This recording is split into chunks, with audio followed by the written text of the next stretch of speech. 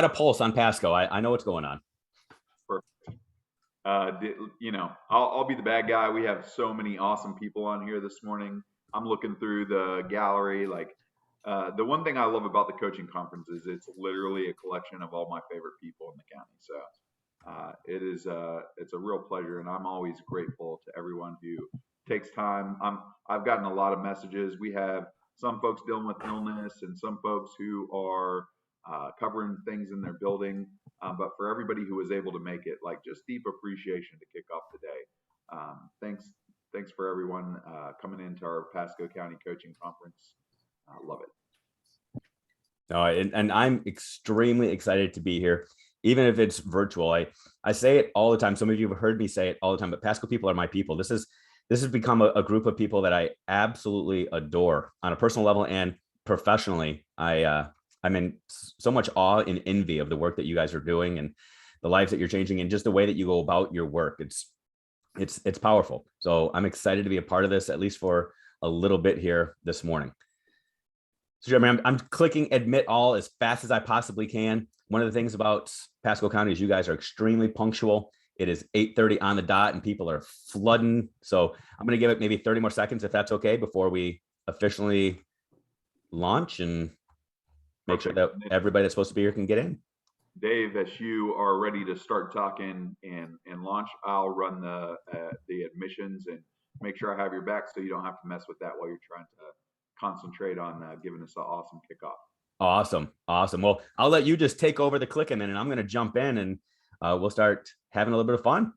So good morning, officially, everybody. As I already said, feel free to sip your coffee to your heart's content. Grab that last Pop-Tart or blueberry muffin, whatever you need to do today. This is one of those days that it's a blessing and a curse. It's a blessing because you're being forced to just slow down. You're being forced to sit in it a little bit, to think, to plan, to reflect, to grow. You're not being asked to bounce around to 25 different campuses. That today is a day for you.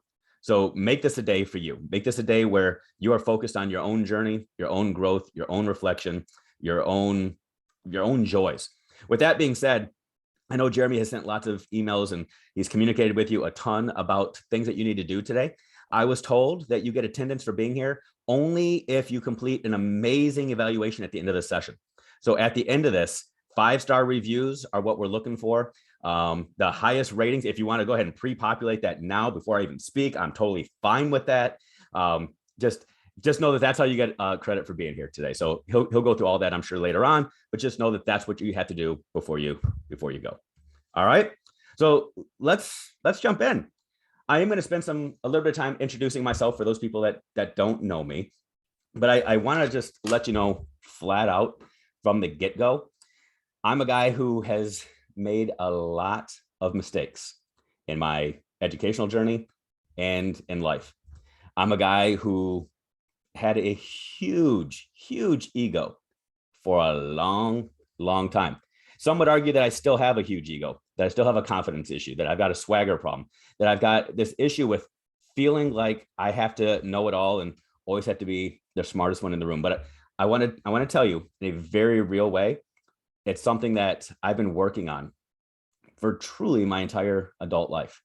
I've come to recognize and come to realize that oftentimes the bigger your ego, the smaller your influence. When you're the person who feels like you have to have all of the answers, oftentimes you have fewer people coming to you with questions. The more you feel the need to know, the fewer people that you know. So today we're going to have a conversation. You're going to hear a little bit about my journey. You're going to have the opportunity to completely judge me and learn some of my mistakes, some of my trials, some of my flaws, and hopefully you'll be able to learn a little bit more about yourself in this journey. The title of our talk today is Focus on the Focus. We're going to be talking about how to establish priorities. How do we determine our essential needs? How do we determine the things that really need to be our priority? How do we determine those things in this world that's swirling, in this world where it seems like every single day something new is being thrown at us? A new responsibility is tacked on to our job description. A new best practice is thrown at us. A new school is added to our list of responsibilities. How do you truly double down and prioritize? Even this morning at 8:30 this morning, now it's 8:34 this morning, You probably have your cell phone sitting next to you. You probably have your notifications on. There's probably going to be this temptation to look at your notifications and to drift, to respond to that email. Your phone might ring. You might have 1,000 other things that you could be doing, or in your mind, you think you should be doing. But for some reason, you're here. You're here, yes, because you were told this is where you're supposed to be today. You're here because somebody else said that this was valuable. Somebody else told you that this was a priority, but you could have said no. You could have decided to do something different. There would have been some sort of ramifications, I'm sure, but you still chose to be here for some reason. We're going to explore today why you chose to be here. With all of the other things that could be going on, why here? Why this moment? I want to caution you as we talk today and as you go through all of your sessions today, there's going to be this temptation. There's this danger that happens anytime somebody presents at a conference. If you're going to FETC later this week, you'll experience the same thing. There's this temptation to believe that the person with the microphone, the person with the little 2x2 screen, the person that's listed as host on your meeting has all the answers.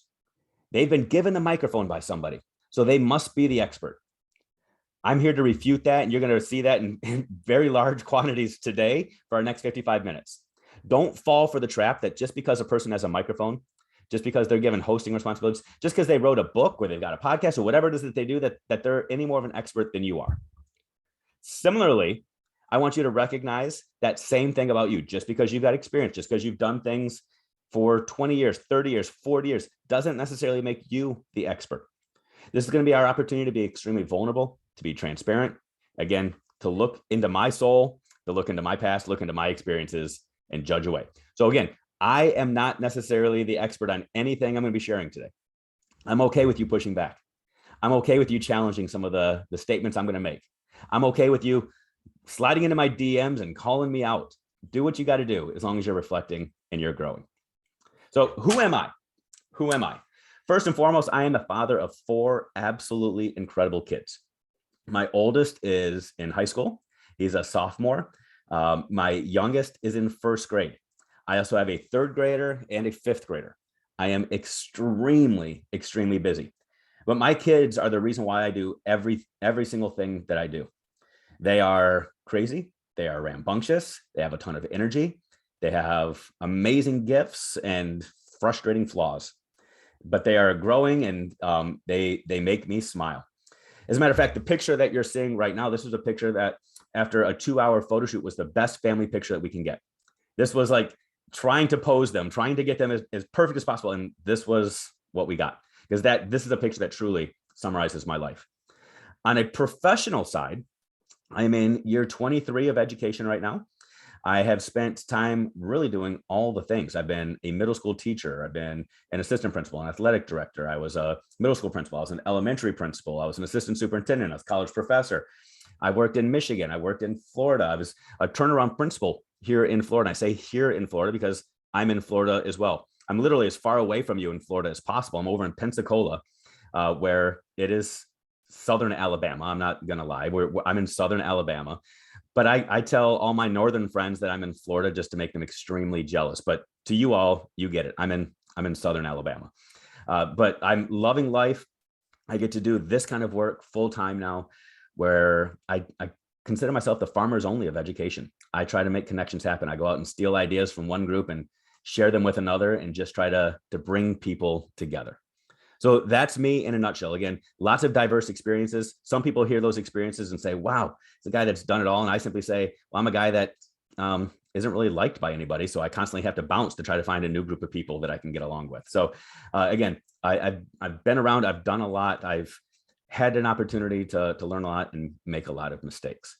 Just from a show of hands, I'm actually looking at screens right now for those of you that have your hands up.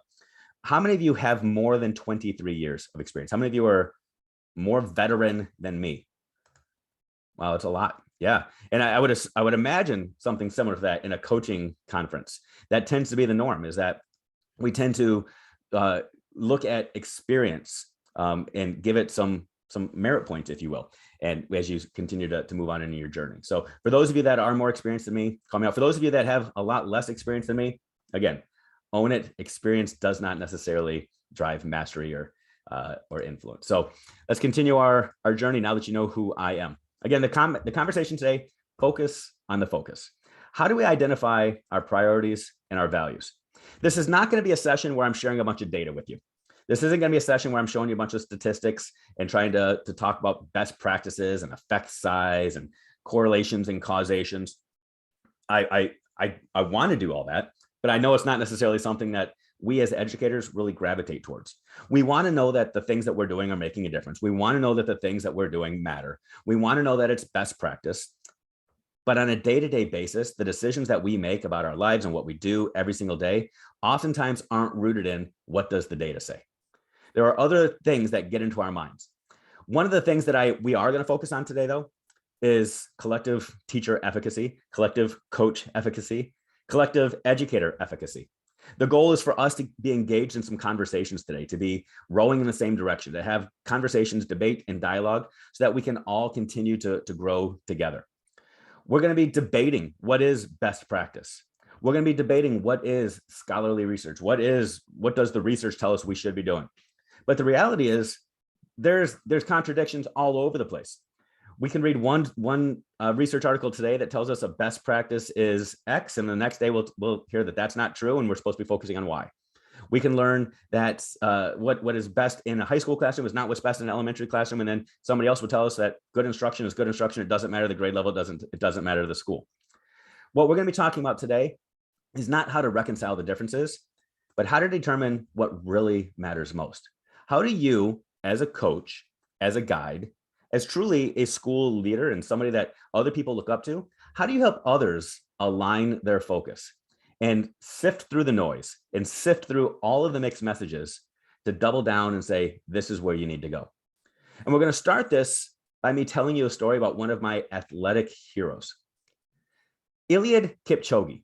Eliud Kipchoge is a man that's not necessarily known by a lot of people here in the States, but he is truly my athletic icon. He is the man that I look up to because I feel like he is doing all of the things that I wish I could, that I know I never will.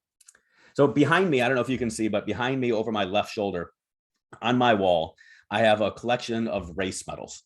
I run a lot. I go for runs every morning. It's therapy for me. It's a way for me to try to stay physically fit and to reflect. And I honestly and jokingly tell people I run a lot because nobody else in my family does.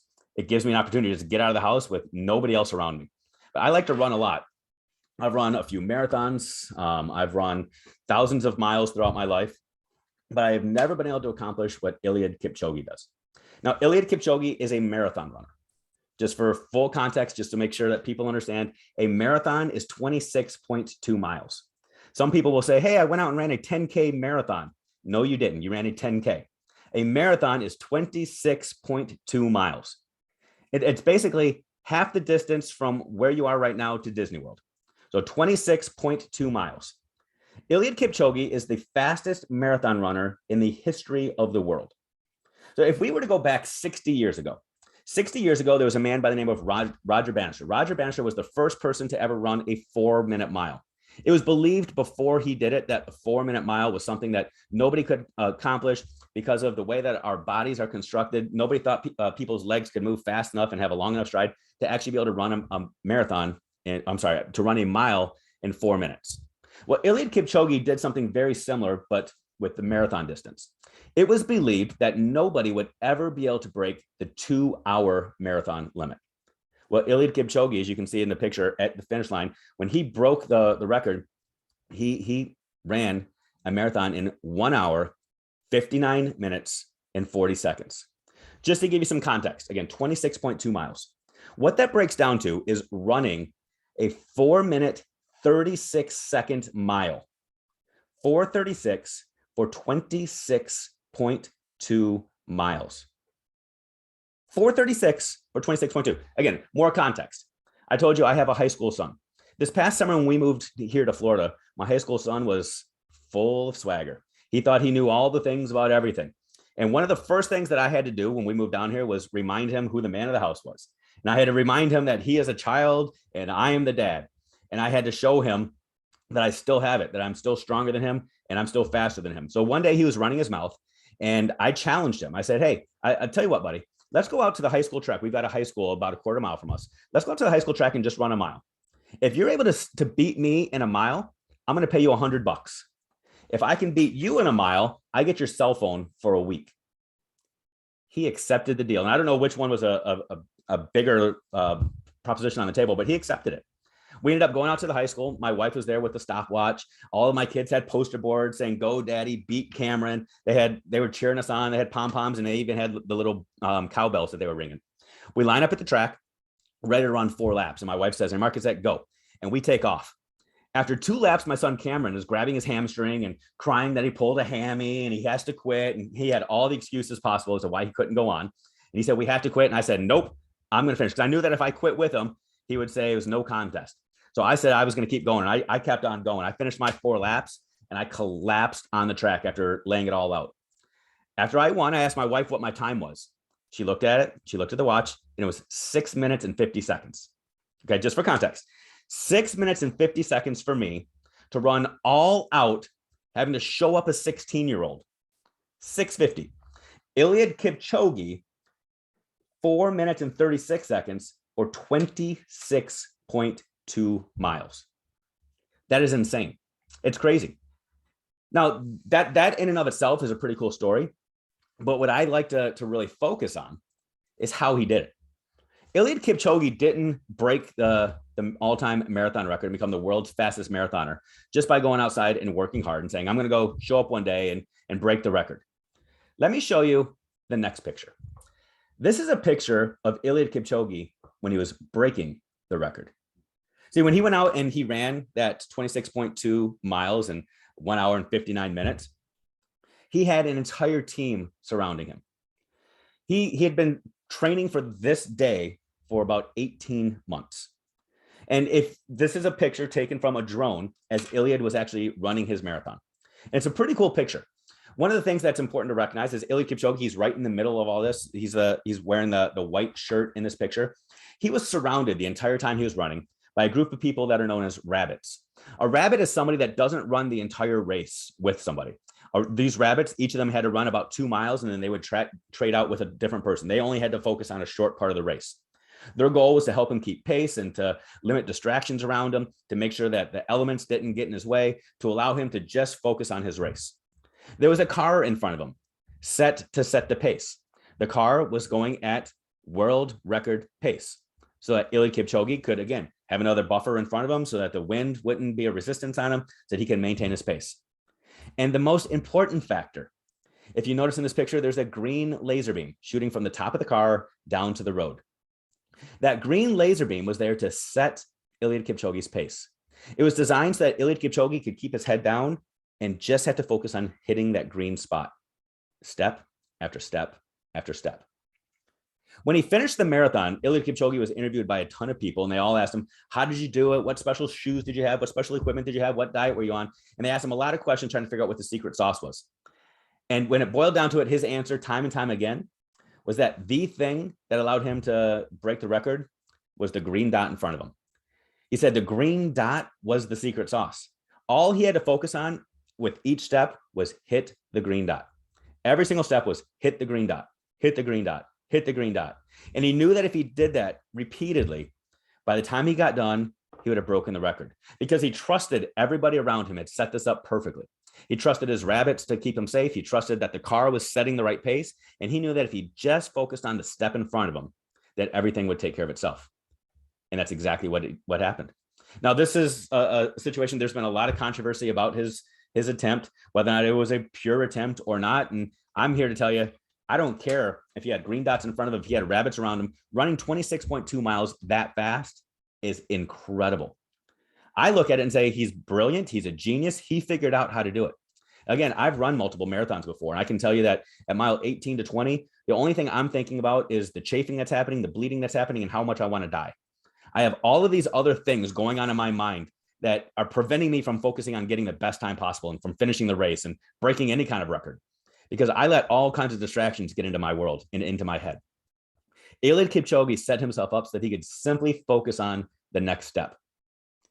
Now, it's a cool story, but I also want you to think about this as an analogy for your job and for your life and what you do. The educators that you work with, and yourself included, You are bombarded every single day with elements, distractions, things that can come in and take you off of your game, that can prevent you from doing the impossible. Your job when working with others, the job of leadership when working with you, your job when working with each other, is to play the role of a rabbit, to set the pace, and to remind people to just focus on the next step in front of them. Far too often, we tell people to focus on the end of the race. We tell people to focus on the test scores at the end of the year. We tell people to focus on all the things that are to come down the road. We tell kids that this will impact them in their future, like 20 years from now, and they say, I don't care. Just tell me how this is going to impact me today. As adults, adult learning theory tells us that we need to know how something is going to impact us today, or it doesn't matter. We need to be able to just focus on the green dot. Today, as you are surrounded by a lot of ideas and you hear amazing people share a lot of wisdom and best practices and new tricks and tools for doing the impossible, I want you to focus on your green dot. Focus on finding one thing that you're going to latch onto. That green dot is the thing that will prevent that pendulum from swinging. Those of us that have been in education for any length of time, whether it's a year or 25 years, we know that that pendulum of education happens when good ideas are thrown out and they come right back again a few years later, because we constantly chase the next best thing. Focus on your green dot. Focus on that next step. And then eventually you'll be able to look back and say, wow, look how far we came. Look at the impossible things that we were able to accomplish because we just focused on the green dot in front of us. Our challenge is going to be focusing on the focus and holding ourselves accountable and holding others accountable to just focus on the next step. So focusing on the next step, though, is not as easy as just self-talk. Focusing on the most important thing is a challenge at times. Focusing on the things that we know, and we know that we know when everybody else seems to have better ideas or best practices or other ways of doing things, can be a challenge. I want you to watch this quick little clip and you'll understand what I'm talking about.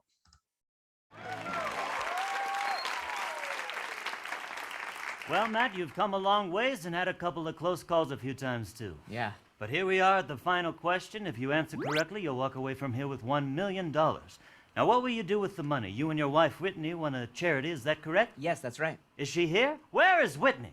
Hi, Regis. Whitney, what will this money go towards? We're planning to build and supply orphanages in third world countries. Well, that's very noble of you two. Well, let's see if Matt and his orphans are about to become millionaires.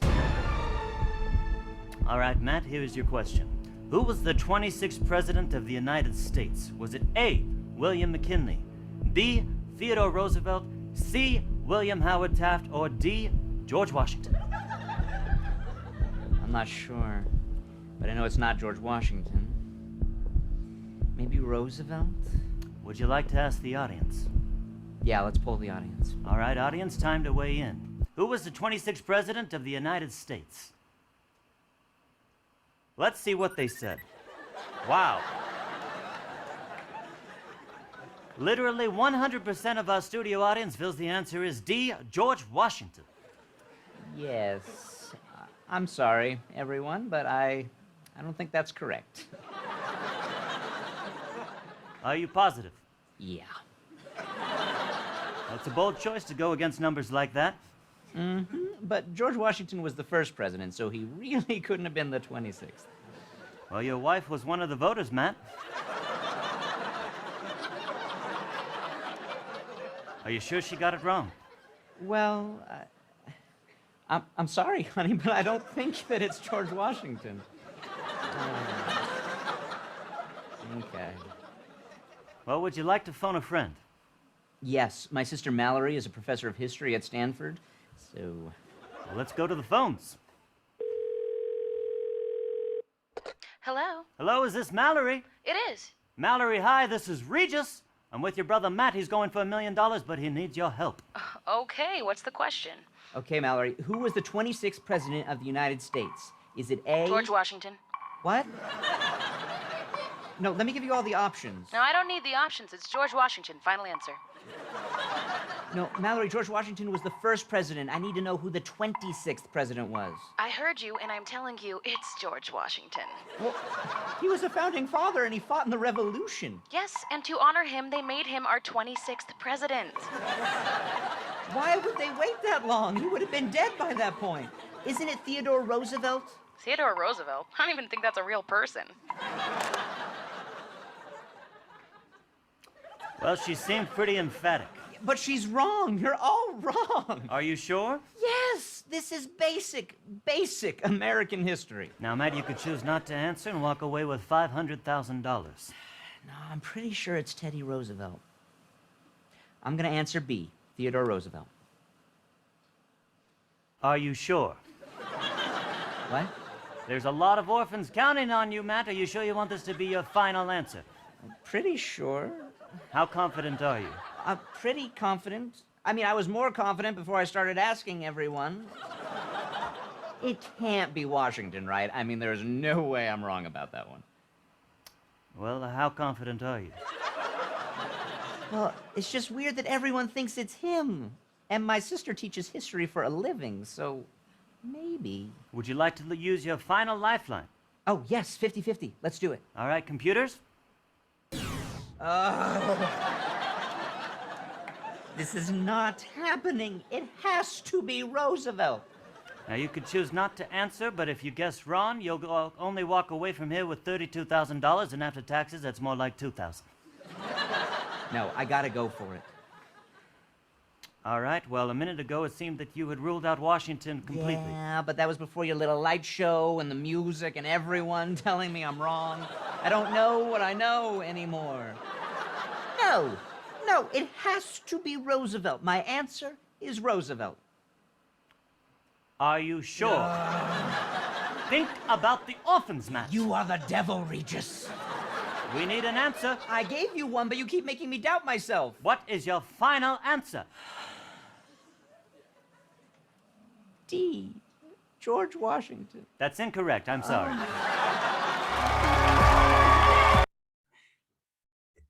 You know, that it's a funny little Studio C production, but I love the representation of that because I think it represents what we in education do to ourselves and to others so often. We know what we know. We know the things that work. We see them in practice in our classrooms. We know from our own experience what works, but then oftentimes we let all of the other voices come in. We let all of the other distractions come in to change our course. And then we look back and we second guess ourselves and we say, why did I change? Why did I do something that I knew wasn't going to work? Why did I let all of those other distractors get in my head and convince me that there was something different, better, more creative, whatever, than what we know works? As coaches, our responsibility is to be that phone a friend to a lot of teachers, to a lot of educators that are depending on us. Oftentimes, they come to us with their own expertise, their own certifications, their own skill sets, their own knowledge base. They know their kids better than we do. And they say, help me. And we, in an attempt to help, oftentimes convince them that George Washington is the right answer. Because in our eyes, from our experience, what we know what we know, and oftentimes what we know is not what they know. Our challenge is going to be to stand beside people and to give people the strength and the courage that they truly already have. You know, I'm a big believer that in education, teachers are the ones that make the difference. Teachers matter more than curriculum. Teachers matter more than textbooks. Teachers matter more than the assessments. Teachers matter more than absolutely everything. But what we've done, especially over the last 20 years in education, is we've started to treat teachers as though they are big, fat circus elephants. Now, because I'm older than probably half of you here, some of you probably have never seen the circus before and have never experienced the circus. But I used to take my oldest son to the circus every single year on his birthday. My older son, on his birthday, when we lived up in Michigan, we'd go to the Palace of Auburn Hills, which is where the Detroit Pistons played basketball. And every single year we would watch the circus. Now, the circus was a special phenomenon, you know, the motorcycles, the trapeze, but his favorite was always watching the elephants. He loved to watch the elephants come around and parade around the fairgrounds. But it was always, as a dad, a little bit nerve-wracking to see these beasts, these animals that weighed a couple of tons walking around untethered, no chains, no leash, just walking around the circus grounds with my child fully exposed to them, fully vulnerable to whatever was going to happen, Well, as a dad, I wanted to do some research to make sure that my kids were going to be safe when I took them to the circus, to make sure that these animals weren't going to go rogue and cause a lot of damage. So I did some research, and I learned how circus elephants are trained. And I don't know how many of you have done this research. Go Google it if you don't believe this story, because remember, don't just believe the guy with the microphone and the 2x2 square. But it's a powerful story. But when elephants are brought up in captivity, when they are trained as young elephants, they are tethered to a 6-foot rope from the moment they are born. They're tethered to a 6-foot rope and attached to a stake. These elephants are fed from that 6-foot rope. They are trained to use the restroom in that 6-foot radius. And their entire world exists within a 6-foot radius. They're young. They're not that strong yet. They can't break free. And they grow up believing that their entire world exists within a 6-foot radius. Even as they grow wiser and stronger and they get more developed, they still believe that their entire world revolves a 6-foot radius, because when they were young, that's what they were attached to. Eventually, the circus trainer comes and they cut the rope and they say, you're free. But the elephant still believes that his entire world is in a 6-foot radius. He's strong. He's powerful. He could go and cause a lot of chaos and cause a lot of destruction. But this circus elephant, because of how he was trained early on, how he was tethered to a rope and told, don't stray too far, he begins to believe that that's all he can do. He begins to believe that he doesn't have the power that he was truly gifted with. He begins to believe that he is tied to a rope. In education, that is analogous to what we do with educators all the time. We have new teachers, young teachers, novice teachers that come in, and in an attempt to protect them, to keep them safe, to make sure that they don't stray too far, to give them just enough, we tie them to a rope and say, this is your world, just stay within this box. And as they grow and they start to mature and they start to get more skill sets and more strength, unfortunately, we never fully let them materialize their strength. We never let them truly manifest who they are and to recognize their amazing strengths, because we've tethered them to a rope. We've come through and we've said, we cut your rope, you got the power, but they have no idea what that means. And that power is something that we continue to squash for them. One of the things that I want you to walk away from today is I want you to remember that teachers are big, fat elephants. Now, don't go to your schools tomorrow and look at every single teacher that you work with and say, you're a fat elephant. That probably won't go very well. But I want you to remember that teachers are the ones that have the power. Our job is to equip teachers to recognize their power, to recognize their strength, to recognize that they truly are the difference makers, to recognize that often in our attempt to help, we put a rope around their right front leg. And we've told them, this is as far as you can go, as far as you should go. Our job, our role is to go in and help cut the rope. Our job is to help them understand that they've got the power, that they're the ones that have the power to make the difference. We're the ones that have the power to engage them in the conversations, to challenge them, to have dialogue, to have some discussion, to push back, to be that critical lens, to be that critical friend. But it's their job to change the lives of kids. It's their job to engage. Now, I'm going to ask you in just a second to reflect, and you can just utilize the chat for this if you don't mind. I'm going to ask that you flood the chat with some comments and some thoughts. We're going to do this using a waterfall chat. Some of you know it as a Zoom blast. It's very simple. I ask a question. You think about your answer. You start to type your answer, but you don't hit enter until I tell you to hit enter. When I tell you to hit enter, we all hit enter at the same time, and everybody's answer will flood, and you can go and read everybody's response. I ask you to do it this way. That way, your answers will be true and authentic, and you don't have to worry about doing the and yes comments, which is you see somebody else, you say, and yes, I agree. You can actually just put your own answers in a very authentic way. Okay. So here's what I want you to do. I want you to think about the question, and I want you to answer the question in the chat.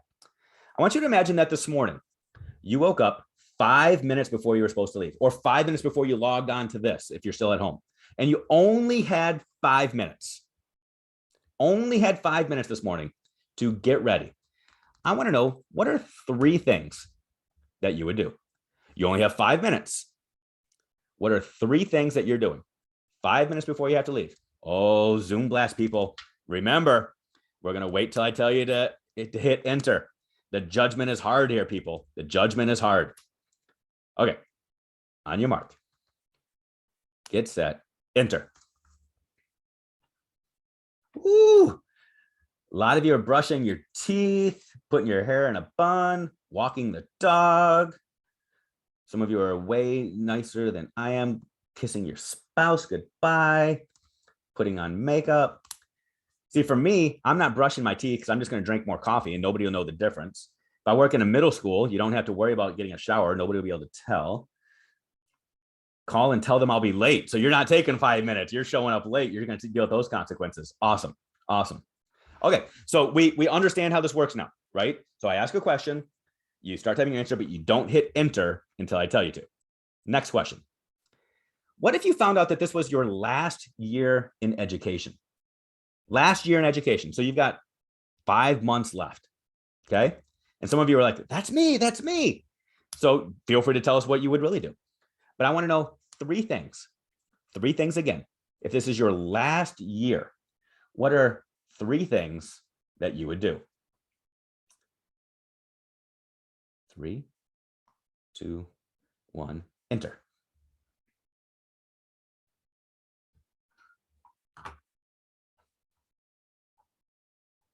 Soak it up. Have fun. Lasting relationships. Make every encounter count. Try to relax. Cry and panic. Gift every teacher on campus. Ooh. Give away things. I love that. Love it, love it, love it. Try to enjoy each day. Spend every moment in a classroom. So good. So good.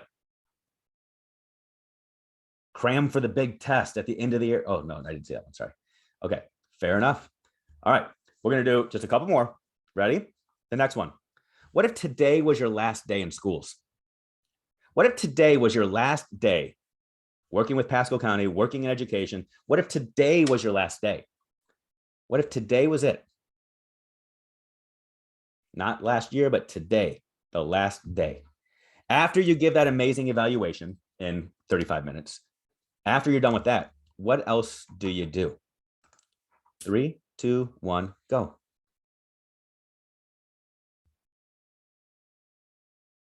Say goodbye, cry, hug kids, talk to people, spend time in the classroom, enjoy, celebrate, clean out my stuff, give stuff away, hug people, see coworkers, spend time in classrooms with kids and teachers, all kinds of awesome things. So good. So I want you to think about your answers and feel free to scroll through and look at other people's answers as well when you reflect on this. Because I want you to think about this. What if somebody came to you and said, you've got the power to focus on the focus.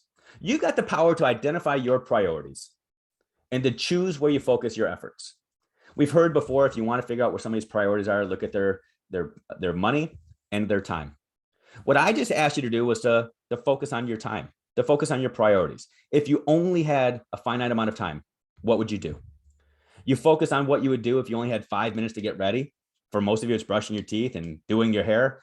I don't have to worry about either one of those things. I already told you, coffee, and I'm bald. So that just means I got 5 minutes to watch the news because 5 minutes is amazing. But the rest of you, it leads to panic. I just asked you, if this was your last year, your last days, what would you do? And you identified a lot of powerful things that you would do. Leaning into people, making connections, giving away resources. You've said that those are your priorities. You've said that those are the things that you would be focusing on. So my question for you, are those truly the things that you focus on every day? Are those really the things that you lean into? Tomorrow, when this conference is done, when you show up on your campuses, are those the things that you're going to be prioritizing? Are those the things that you're going to be making a commitment to lean into? And if not, why not? What other distractors do you allow into your life and into your job and into your world that prevent you from focusing on those other things? Because we're all in this for the kids. We understand that. We do what we do because we want to change destinies. Just like in the Who Wants to Be a Millionaire skit, they talked about focus on the orphans. What's going to happen to the orphans? Focus on the kids. Focus on the kids in those classrooms in the schools that you serve. We understand that. We also understand that those kids only have one childhood. They only have this school year, this one time. They only have that teacher, this one time. They only have that one day, that one day. How do we maximize that?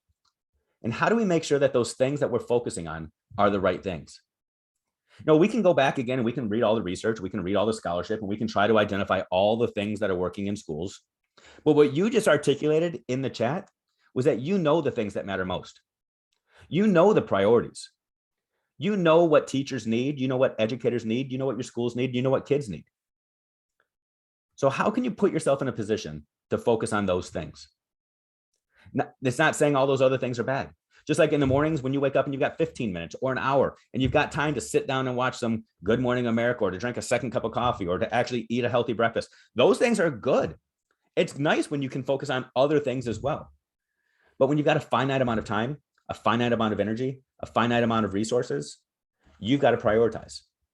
If you're working in 15 schools, 20 schools, 25 schools, if you're working with 5 teachers, 50 teachers, 100 teachers, if you're working with 5 students, 50 students, 500 students, your time, your energy are spread thin. So you've got to be able to prioritize. So how do you focus on those things that you just said are the secret sauce, the silver bullets, the magic pills? Those are your right answers. So how do you do it? Well, one thing I'm going to convince you of, hopefully, one thing I'm going to remind you of is that 95% of the things that are happening in classrooms right now are good. If you've ever read the research done by John Hattie from 15, 20 years ago, making classrooms visible and visible learning theory and all of those other things where he did his huge meta-analysis trying to examine all the best practices and what everybody says is actually working. John Hattie's research told us a lot of things. His research is the thing that came up with the effect sizes. His research is the one that helped us come up with this graphic and say which things matter most. But if you were to dive in and actually read the study, one thing that we glance over all the time is that at the very beginning of all of his work, he reminds us that in all of his research, he knows that, and the research tells us 95% of the things that are happening in classrooms are good. 95% of the decisions that teachers are making in their classrooms are the right decisions. 95% of the things that are happening in Mrs. Smith's class or Mr. Jones' class are good and are helping kids grow. But because we are fixers, we are learners, we are leaders, we oftentimes focus in on the other 5% of things and we say, but there are 5% of things that aren't working. That's true. There are 5% of the things that are out there in the educational community truly aren't necessarily helping, but are actually hurting kids. This isn't necessarily talk about that 5% of things. Because if I'm being real and I look at what that 5% of things are, a lot of those are things that are tied up in legislation. And when the bureaucrats come in, the people with the fancy suits and polished shoes, they make decisions based off of the 5% of things. We've got power over the 95% of things. We've got power to look at all of the things that are working in our classrooms. We've got power to look at schools and say, we know that good things are happening. How do we focus on those? We're not necessarily looking at setting up priorities and saying, but not everything is working. I'm not even telling you that you got to look at the things with the greatest effect size and focus your energies on those, although that would be wise. I am going to tell you, though, that teaching and educating kids is hard. Of the 95% of things, John Hattie's most recent list has identified that there are 282 things that we can do in our classrooms that make a positive difference.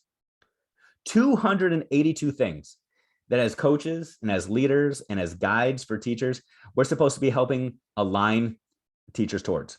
We're supposed to be telling teachers there are 282 things that they can be focusing on in the classrooms and schools to truly make powerful impacts on kids. 282 things. I want you to just think about that through the lens of a teacher. When they are being swarmed and bombarded with best ideas, new ideas, the next initiative, the next plan, it can get overwhelming. It can get extremely overwhelming to learn how to prioritize. Whether we're talking about Bloom's taxonomy or Webb's depth of knowledge, one thing that we've told teachers is you got to increase your rigor. You've got to increase your depth. I had the opportunity across the state of Florida 5 years ago to do this huge study where I went into about 1,200 classrooms, and we identified that in Florida, 82% of the standards K-12 are written at an analyze level or above, but only 78% of the classroom instruction stopped at understand, a very low level instruction. So we spent a lot of time saying we got to increase our depth, we got to increase our rigor, and we do that at the expense of a lot of other things. We then say we just have to focus on the Bloom's taxonomy. We got to focus on depth of knowledge. And then we start saying, well, that's not the same thing as learning theory and thinking theory. We've got DOK and we've got Bloom's. How do those two things merge together? Oh, we can't forget about Maslow and Piaget, all of those other things. We got to make sure that we're meeting the needs of all of our kids. And as they're working towards concrete operational thinking and formal operations, we got to make sure that we're also meeting the needs of their physiological needs and their safety needs. We got to make sure that we're doing all of those things at the same time. And our teachers are overwhelmed and they're saying, I can't do this. It is way too hard. Everybody's coming at me with the next best thing. I can't do this anymore. I got into teaching because I wanted to change lives. I wanted to change destinies. You're doing what you're doing right now because you wanted to help teachers change lives and change destinies. And again, we're telling teachers a lot of great things, and the stuff that we're telling them to focus on are the right things. But too many right things are oftentimes the wrong thing. If you're focusing on so much that you can't focus at all, life can get overwhelming. It can get us to the point where teachers start leaving and they start saying, I'm going to go find something else where I can really fulfill my own purpose and fulfill my own passion. What we need to be reminding teachers, what I'm going to remind you of, is that teaching is hard. Teaching is super difficult. Teaching is not for everyone. I don't want people to think that teaching is for everyone and everyone can do it. Teaching is a magical career. It is something that takes tremendous grit, tremendous persistence, tremendous creativity, tremendous work, and it takes tremendous amount of love. In your roles, you are teachers of teachers. The same thing is required of you.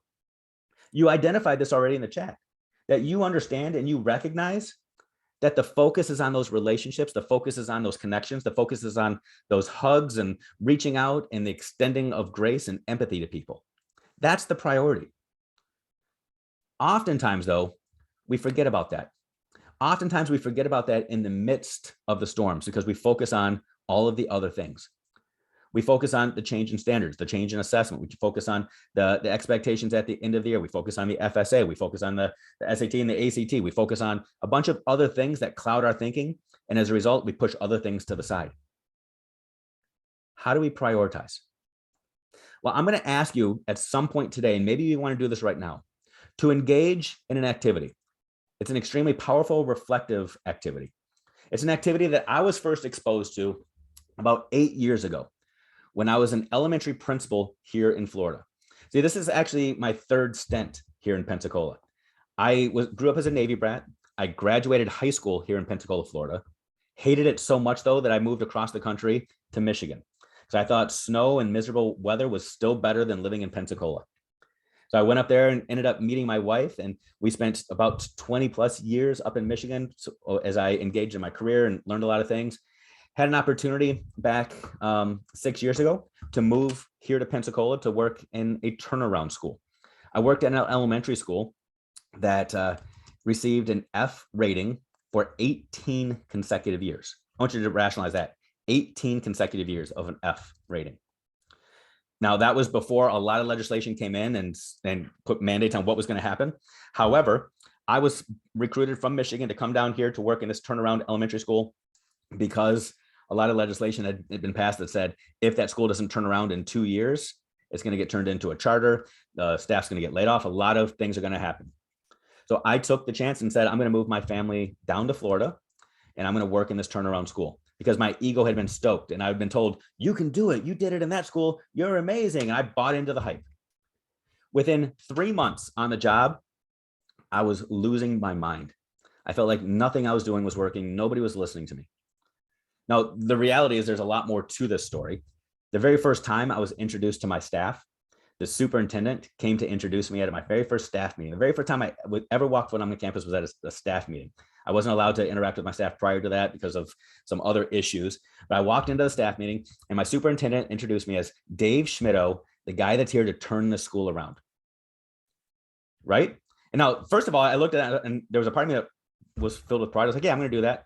But then I looked at the faces of the people in the audience and they had reactions very similar to what some of you just did. They were like, ooh. And some of them literally looked at me and said, challenge accepted. You think you're going to turn me around? I'm not doing anything wrong. I'm not the issue.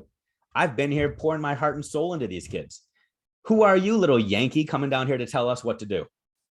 And there were some personal threats and some lines that were drawn in the sand, literally and metaphorically. So much so that 3 months into my job, I was one day in this elementary school in the afternoon, completely overwhelmed. I was in a back stairwell where I thought I was completely alone, just bawling my eyes out. It was the first time in my adult life I felt like I was at my wit's end and I couldn't do it. I felt like I cannot do this anymore. And I was just crying. Well, one of the teachers that accepted that challenge and said, I'm going to make sure that Dave is not successful here, that he's going to be the issue, not me, saw me crying in the back stairwell. And I wish I could tell you she came down and sat beside me and put her arm around me, but no, that's not what she did. She went to her classroom, emailed the superintendent, and said, Dave's in the back stairwell crying. He can't hang. Someone needs to come get him out of here. I ended up crying on the stairwell, had no idea that I was seen, had no idea that happened. Superintendent showed up in my building about 20 minutes later. He said he was just out driving, got the email, and just made a beeline for my school. He sat down beside me, put his arm around me and said, you've got this, but let's go have a talk. We went back down to my office and we had a conversation, and I explained to him all the things I was trying, and he told me to pause for a second and said, Dave, I want to have you stop for a second, because I hear all these things that you're telling me that you're trying to do, and those are all great things, but I want to double back down to something real quick. And he asked me to do this activity. Again, same activity I'm going to ask you to do. The first thing he asked me to do was to write down the names of all of my staff members on a sheet of paper. Through tears, I started trying to do it. He said, I want you to write down their first and their last names. I got about 10 names deep, and then I started to slow down. And he noticed that I was slowing down and said, you don't know some of their first names, do you? And I said, no, sir. To some of these people, I simply know them as Mr. or Mrs. And he said, okay, that's fair. He said, feel free to just write Mr. and Mrs. And I got done. I was able to list all my secretaries, all my teachers. He said, no, I said, everybody in your building. I want your custodians down. I want your kitchen workers. I want your paraprofessionals, everybody. And I looked at him and he said, you don't know everybody's name, do you? And I said, no, sir. He said, okay, we'll take that off the table. Go ahead and just print out your staff list. So I pulled out my staff list that had everybody's name on it. For your activity, that's what I would challenge you to do, is I want you to just focus on the teachers that you actually are supposed to work with. And I want you to, at some point today, have a list in front of you of the teachers that you work with. And here's what I want you to do. He said, Dave, I want you to imagine that money is not an obstacle for you, that I'm going to flood you with all the money necessary to complete this following task. But I want you, next to each person's name, I want you to write down a birthday present that you could buy that person that is specific and personal to them. I don't want you to write Starbucks gift card. I don't want you to say pencil. I don't want you to say an hour of free planning. I want you to write down a birthday present that you could buy that person. And they would look at it and say, wow, Dave really knows me. He knows what makes me tick. He knows my passions. So I started. I got my secretary, and that was it. And I could not do it for anybody else. He looked at me and he said, Dave, I just want you to focus on something really quickly. He said, these people are out there, they're doing all the work that they know to do. And they want to work for a leader that knows them. They want to work for a leader that they know has their back. But I want you to take this moment right now, and I want you to reflect on whether or not they think you really know them. Because right now, I just asked you in the privacy of your office to identify whether or not you know the passions of your people. Do you know what makes them tick? Do you know if they have kids? Do you know if they're married? Do you know if they like to run? Do you know if they like to hike? Do you know if they like to quilt? Do you know if they like to read? Do you know anything about these people as people? Not as cogs in your machine, not as pawns on your chessboard, not as people that are creating a product. Do you know them as people? And I had to pause and realize that I didn't, because I didn't know their passions. I didn't know their interests. I didn't know what would make them smile. There was no way I was going to be able to lead them. We tell teachers all the time in their classrooms that relationships matter. Relationships matter not so that we can manipulate kids to do the things we want them to do. Relationships matter because relationships matter. The same thing is true with us. Far too often, we think it's our responsibility to frame ourselves as the experts, the person that knows all the pedagogical tricks, the person with all of the answers, as opposed to that person that knows the person. Oftentimes, if we simply lean in and say, I see you, I know you, it makes a world of difference.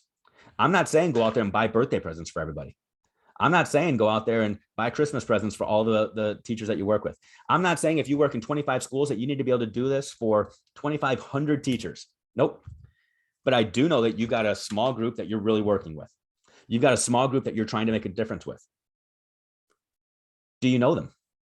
Do you know what makes them tick?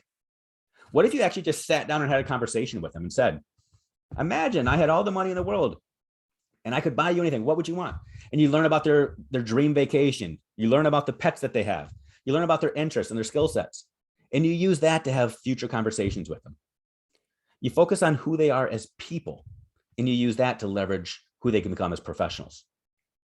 The reality is that our love of kids, our love of people means way more than the degrees that we have.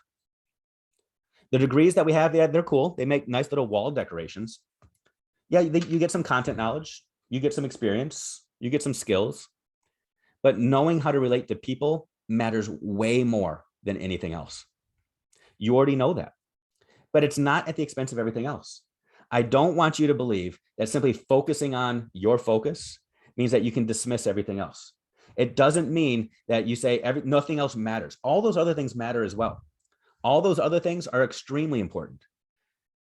But if you only had a finite amount of time, which you do, and you only had a finite amount of resources, which you do, where do you focus your energies? Where do you focus your focus? I'm going to tell you one of the most important places to focus your energies, one of the most important places for you to focus and for you to allow other people to focus is helping others reflect, not feel judged, not feel condemned, but to reflect. That is truly the difference between an effective teacher and a highly effective teacher, between a teacher that is satisfactory and a teacher that's exemplary. When a teacher can reflect, that's when they're making a difference. It's reflected in all of the teacher evaluation rubrics, whether it's Marzano or Danielson. It's based off of the ability to look at circumstances in the moment and say, this is working or it's not working, and how am I going to pivot? Not how do I run to somebody else and have somebody else tell me what to do? When we can teach people to reflect, right now, if you're able to reflect and you're able to look back on your experiences and say, where am I going? Where am I growing? That's when you'll make a difference. That's our challenge. Now, we can go through this in a lot of different ways. We can talk through the impact cycle. And if you come to another session later on by me or a buddy of mine named Craig Bennett, we'll talk about the impact cycle. And it's an effective coaching strategy that allows you to walk people through that journey. But that's not where we're focusing our attention right now. Our focus is on helping people recognize who they are as people, recognizing that people who are amazing and creative and unique and quirky are oftentimes the most amazing educators out there. We need to allow them to be who they are as people, not be who we want them to be. We don't want to focus on who we're trying to create. We want to focus on who they are right now. Focus on the people, focus on the kids, focus on the educators you're working with right now, not who you want them to be. It's up to you to be vulnerable. It's up to you to say you're flawed. It's up to you to recognize your mistakes. It's up to you, if you want to be relatable to others, to be the person that doesn't have the answers. Identifying your weaknesses is where you need to go. But it's not so that you can create many versions of you. I mistakenly, when I got my first leadership job, when I was first dubbed a principal 15 years ago, I thought my responsibility was to create little versions of me, little Dave Schmittos, itty bitty Schmitties. I believed I got my job because I was so successful in the classroom. I believed that because I was so good in the classroom, people promoted me. And since it worked for me, my job was to make sure that everybody else that came to work for me did things the same way that I did. And all I was worried about was making little versions of me. And man, I was so wrong. Perfect example. Let's imagine that at the end of today, you complete that evaluation and Jeremy reads it and says, whoa, everybody loved Dave. We're going to have him come back and do something with us in August. So I come back, but I have a little negotiation, say, I'm going to come back, but I'm not just doing a keynote. I want to actually overhaul parts of your system. And they let me dabble with your teacher evaluation system. And they say, Dave, you can come in and you can actually allow us to focus on our priorities. So I get up and I'm doing a keynote and I announce to the staff, and guess what? We're going to focus your evaluation system on our priorities. We're going to focus on the focus. And I tell the story about how I like to run. I tell the Iliad Kipchoge story, and I say, running is what I honestly think helped me become a good educator. When I had my best ideas when I was out jogging in the morning, I would be able to brainstorm. I was able to reflect. I was able to plan and do a lot of things when I was out running. Running helped me be a good educator. In my time as an educator, I didn't take sick days. I have lots of perfect attendance awards, and I was able to show up every day because of my running and my ability to stay physically healthy. So I say, and because of that, this year, 2022-23, your ability to run a race like me will impact your final evaluation. As a matter of fact, we're going to run the Schmitto Marathon on April 15th. And I tell you that on April 15th, I'm coming back and we're going to go run 26.2 miles together. Anybody that can beat me in the race is highly effective. You got to go out and run a marathon in 3 hours and 52 minutes to be highly effective. If you want effective, if you want to be good, just finish with me. If you lose to me, though, you're minimally effective. If you don't even show up that day, you're an ineffective teacher. How many of you think that before I even stepped off the stage, somebody would be whispering to the HR director or to your building leadership saying, get this guy out of here? That's crazy. There's a lawsuit waiting to happen. It would not fly, right? To say that everybody has to be able to run a marathon is ridiculous. It's a loose connection to say that we know that that's going to work for everybody. I want you to reflect, though. How many marathons do you make other people run for you? How many things do you look back on and say, well, it worked for me? And you can justify it. You can rationalize it. I truly do believe that my running has helped me become the person that I am. But that doesn't mean it's for everybody. There are some people that can't run. There are some people that have never run a day in their life. Maybe if I presented this to your staff, the PE teachers would be happy because they'd say, finally, there's an evaluation system that works for me. But the vast majority of people would say that is such a loose connection. It's the same thing that we do with teachers and with students every single day. We say, focus on becoming more like me as opposed to becoming more like you. Michelangelo has one of my favorite quotes in the history of the world.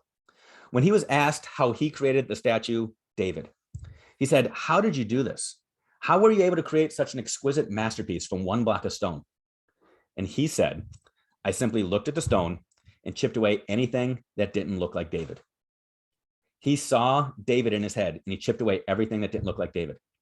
I love that quote for myself as a David, and I love that quote as a coach, because that is our responsibility with teachers. Our responsibility as a coach is to help everybody else chip away everything else that doesn't look like them. Get to know the people and allow them to chip away all the distractions. Be that rabbit. Be that person that you needed when you were younger. Be that green dot on the ground in front of the people you serve. Allow them to focus on that next step. Allow them to be able to answer at the end of every day, how do you know if it's been a good day or a bad day? And help them get to more good days than bad. Allow them to identify where their focuses are, where their energies are, and where they go from there. I want you to take the lessons you learned from today, and I want you to apply them. I want you to take these and actually put them into practice. Don't just listen to them. Don't just sit back and say, I'm going to reflect. I'm going to write a journal entry. I've got some cool sketch notes. I want you to put these things into action. Come up with a plan. Figure out what you're going to do tomorrow to lean into the people that you serve. What are you going to do this afternoon to reach out and let people know that you care about them as people? How are you going to focus on your focus? Pass out those hugs, those fist bumps, those loves, those resources, those things that you said you would do with finite amount of time. You got a finite amount of time. Make it happen. So on that, I challenge you today, focus on your focus. As you're out there hearing a lot of amazing ideas, focus on your green dot, find that thing that you're going to be focusing on to take one step at a time, one foot in front of the other, and just keep going. I'm here for a couple of more hours doing some sessions. Maybe I'll see some of you there. I know some of you have to bounce around to other sessions today. That's amazing. If you want to reach out, that is my actual phone number on the screen. You can text me, you can call me, we can brainstorm. You can invite me down to a nice, warm, sunny beach because it'll be warmer there before it is here. 734-377-3457, or you can message me on social media as well, whatever works for you. I hope that you have an amazing day today. Go learn some amazing things. And for the next 5 months, go change some lives. You are incredible. Thanks for all that you do. Awesome. Thanks so much, Dave. Appreciate you. Just a quick reminder, as you wrap each session, you'll have the opportunity to fill out your feedback, and that's going to be the way we track attendance. I hope everyone has an awesome coaching conference. Thanks again to Dave. That was an awesome keynote. Way to kick us off. See you all in the conference.